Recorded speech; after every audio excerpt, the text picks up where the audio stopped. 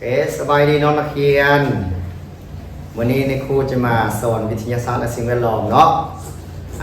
ในหัวข้อของพวกเราในวันนี้ในครูจะมาพาพวกล้านมาทดลองเกี่ยวกับการทดลองสร้างแรงดูดของอากาศในจอกน้ำเนาะซึ่งจะเป็นในใดนั้นเราจะมาเบิ่งนำกันเนาะหลังจากที่เราทดลองนำกันได้พ้นแล้วในครูจะพาแต่ละน้องเฮ็ดนำกันเนาะโอเคทุกคนพร้อมที่จะติดตามนำในครูแล้วพอแล้วเนาะโอเคตั้งใจเบิ่งนำกันเนาะซึ่งอุปกรณ์ของเราจะมีหลายเนาะจะมีอันนี้มันอย่างอันนี้ดิจอกอย่างจอกแก้วมันบอกแล้วก็มีเจียบางๆแล้วก็เกียงอันหนึ่งเป็นบอกซึ่งวิธีและขั้นตอนให้ทุกคนติดตามกันเนาะขั้นตอนที่หนึ่งทำมีน้ำแล้วเขาจะเอาน้ำเนาะเปิดน้ำลงมาแล้วก็ทอกลงในจอกแก้วเป็นบ่อันนี้เป็นขั้นตอนที่หนึ่งขั้นตอนที่สองแมนเขาจะเอาเจียนี่เนาะมาปกจอกแก้วเนาะปิดเพื่อให้ลมมันเข้าลมมันออกแล้วก็เอาฝ่ามือมานีบเนาะนีบแบบนี้ให้มันติดกันแล้วก็เอามืออีกเบื้องหนึ่งเนาะมาจับแก้วขึ้นแล้วหลังจากมันแน่นแล้วเนาะให้ทุกคนที่จะคว่ำจอกแก้วเป็นแบบนี้บางทีมันอาจจะมีน้ำย้อยลงมาหน่อยนึงเนาะแต่ก็บ่เป็นอย่างหลังจากนั้นให้ทุกคนค่อยๆปล่อยเนาะทุกคนเห็นผลลัพธ์บ่เป็นยังเจียวนี่มันจึงบ่ตกอู้บ่ย้อนย้อนอากาศมันสร้างแรงดูดจากในจอกแม่นบ่ดูดเจียขึ้นมาจังเฮ็ดไอเจียนี้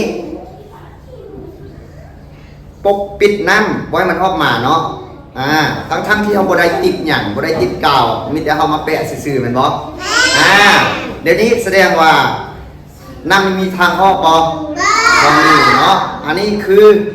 ที่เราได้ลงกันแต่ทวิตแล้วว่าคือการสร้างแรงดูดเนาะก็คือในกูจะปิ้นก่อนเด้อปิ้นกลับมาคือเก่าเนาะอันนี้เป็นการทดลองเนาะการทดลองสร้างแรงดูดของอากาศในจอกน้ำเนาะเพราะว่าอากาศที่อยู่ในจอกน้ำมันบ่มีฉะนั้นมันจะดูดขึ้นมาเพราะมันจึงปกปิดโดยเจียนี่เนาะจะเฮ็ดให้น้ำบ่สามารถย่อยออกมาและก็น้ำยังคงอยู่ในจอกแก้วคือเก่าเพราะว่ามีเจียปิดไว้เนาะโอเค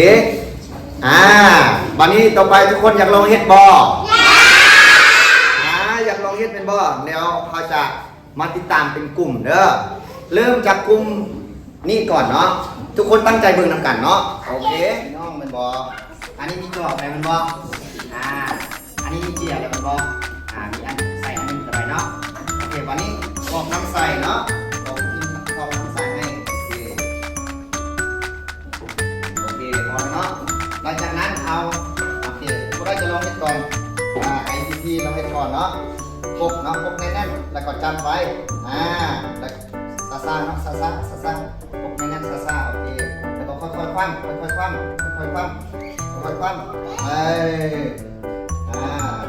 บ่บิ๊กก็ได้บ่บิ๊กก็ได้หลังจากนั้นค่อยๆยกเปิดว่าน้ำมันจะอยู่บ่เห็นบ่โอเคอะไรเนาะโอเคขึ้นประมาณโอเคยังบ่เป็นอย่างเนาะต่อไปมีบอกกลุ่มนี้มีผู้ใดอยากลองเฮ็ดอีกเนาะเป็นกลุ่มโอเคกลุ่มนี้มีบ่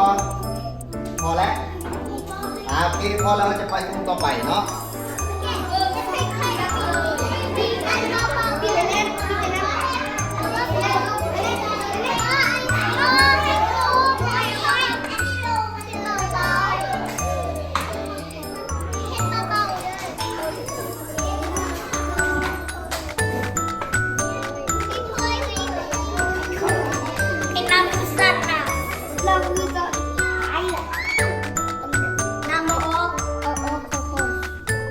ค่อยปล่อยมือออกค่อยปล่อยมือออก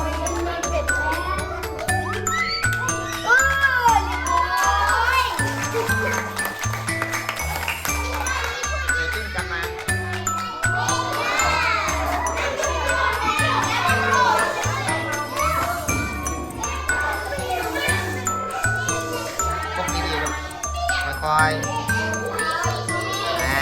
ค่อยๆคว่ำโอเคแล้วค่อยๆปล่อยมือออกว้าว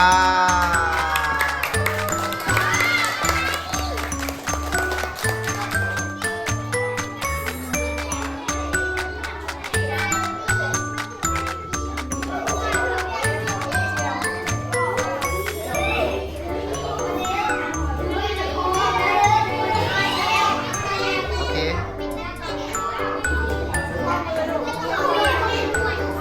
โอเคค่อยๆปล่อยมือทางนุ่มออกค่อยๆค่อยๆ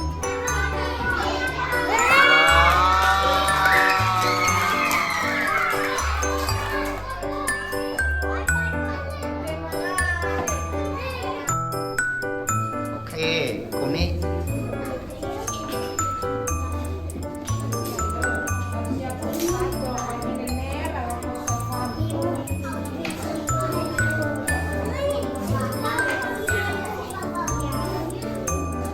ค่อยๆปล่อยว้าว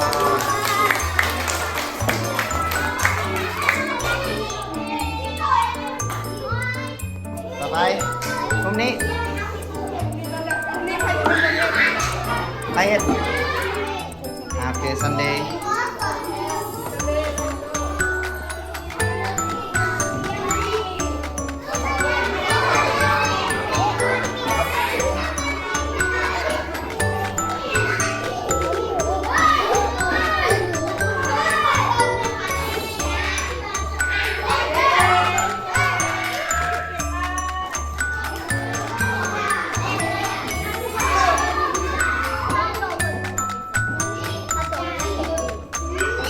เป็นนั่นๆลูกเป็นนั่นโอเคไปมันหน่อยค่อยๆค่อยๆ